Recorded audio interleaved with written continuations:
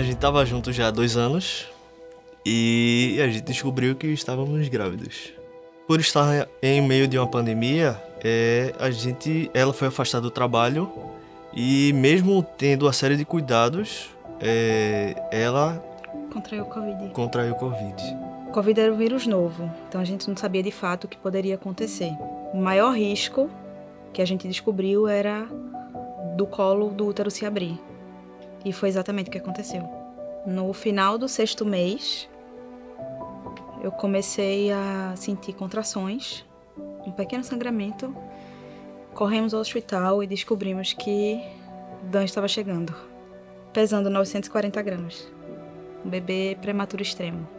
A partir daquele momento, os desafios realmente começaram. A gente teve uma primeira reunião com a diretora, com a médica-chefe da UTI neonatal. E ela disse que ser pai de UTI, ser pais de UTI, que nem uma montanha-russa. E a gente viveu isso na pele realmente. Por causa da pandemia, só quem tinha contato com o Dan éramos nós os pais. Mas a gente tinha uma rede de apoio muito grande.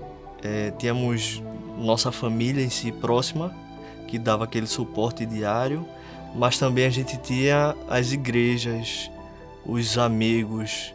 Eu e Valkley éramos adventistas.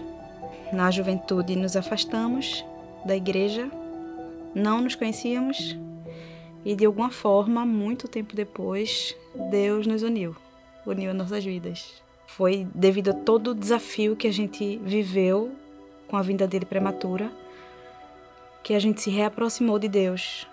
Recebemos um convite para o batismo da primavera e aceitamos. A adaptação de Dan em casa foi muito intensa. Embora os primeiros dias tenham sido muito desafiadores, é muito fácil acostumar com o que é bom. Então ter ali ele pertinho da gente foi assim inexplicável. Então a gente recebeu ele numa segunda-feira. Num sábado a gente se batizou. Fizemos o mensário dele de 7 meses no sábado. Exato. Até que na segunda-feira seguinte, uma semana dele em casa, ele teve uma intercorrência.